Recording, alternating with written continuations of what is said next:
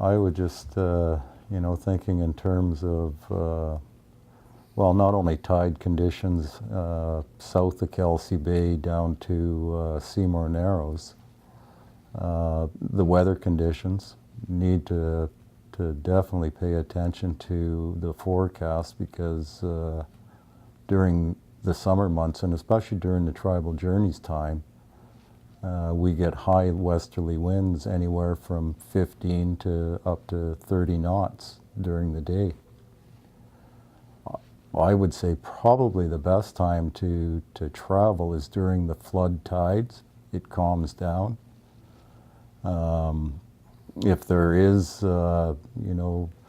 times where you have no wind or no high winds and you've got an ebb tide, then you want to be using the back eddies, along the beach, and, to travel and to make better time. Well, coming down Johnson Strait, you're not too bad until you get to the Seymour Narrows itself. The best time is probably within an hour of flood tide, because after it starts flooding, you can wind up getting whirlpools and everything else if they're not, not used to waters like that. So got to make sure they get through Seymour Narrows mainly for, low water slack as close as possible.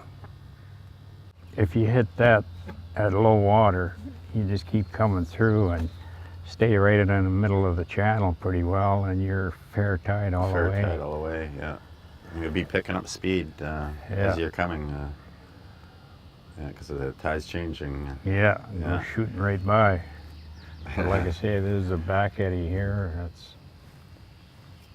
runs like a river here now. The westerly winds we get here only happen when it's been nice for a long period of time, like hot weather for a long period of time.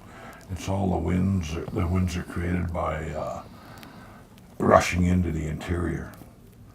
And if the weather's been cool or rainy, chances are they won't have any wind at all. In which case... especially overcast. Yep, overcast. Nice weather, flat calm. Go with the flow, stay in the middle. Paddle like hell. All the support boats should have tide books too. Yeah. And use them. And we, for myself, I usually use Seymour Narrow current tide. And it's usually about an hour difference up around Ripple Point areas compared to what the tide will actually say at Seymour Narrows. Mind you, that hour difference, we kind of use that because you're adding an hour for daylight savings time. Yeah. But not just that, like if your book time is, just for the sake of discussion, is noon, it's going to turn to flood, well, really you could start moving an hour before that. Yeah. Because everything's starting to slow right down as far as ebb tide's concerned, and getting ready to turn the other way.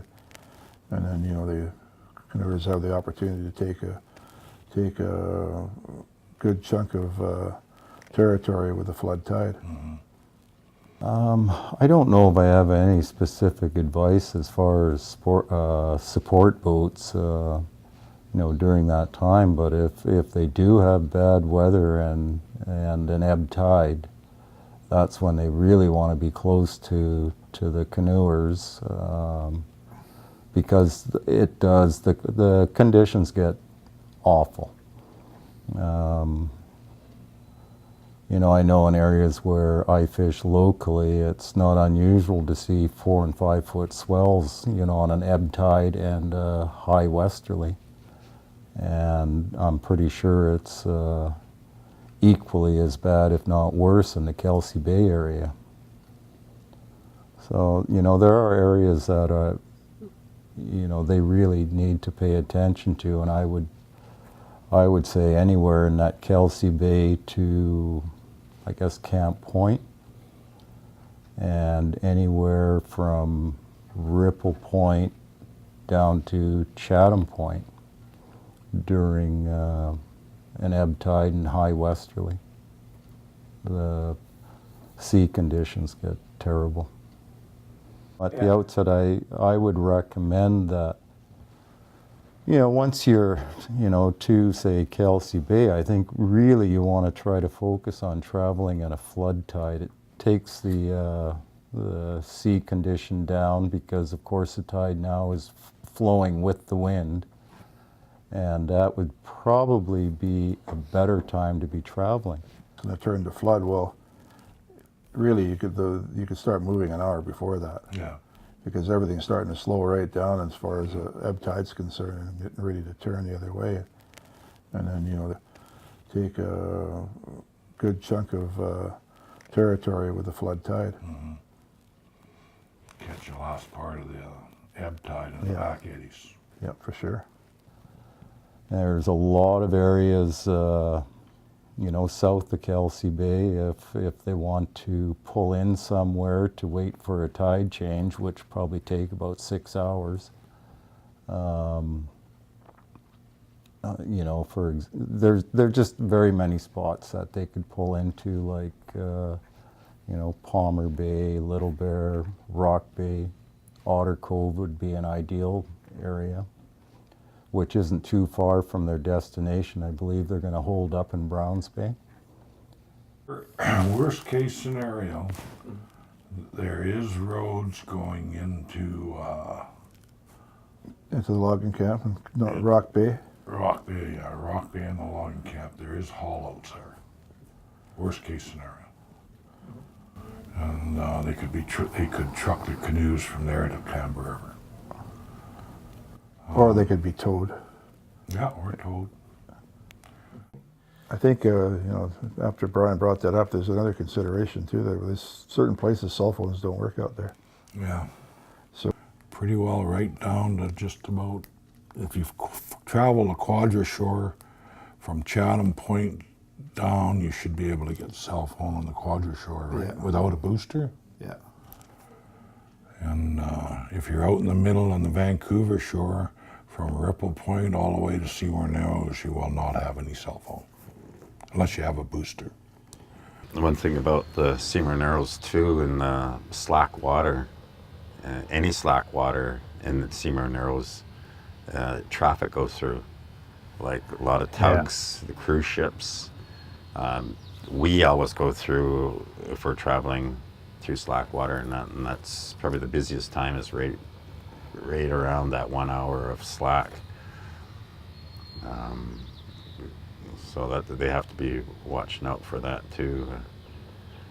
And they can actually get a hold of the tugs and cruise ships on Traffic Channel 71 Victoria or 16, the Distress Channel. And they could talk to the tugs, cruise ships. Because they have a pretty good wake, even the tugs nowadays, they clip along pretty good. They're coming down the channel, it's like you could see the village right from Duncan Bay pretty well, and that's just a couple miles from Seymour Narrows. So they'll have a visual on there, pretty well everything coming through there. On the Quadra side, they'll make out the different April Point and Kodiaski Cove, and you could even see the village here on this side.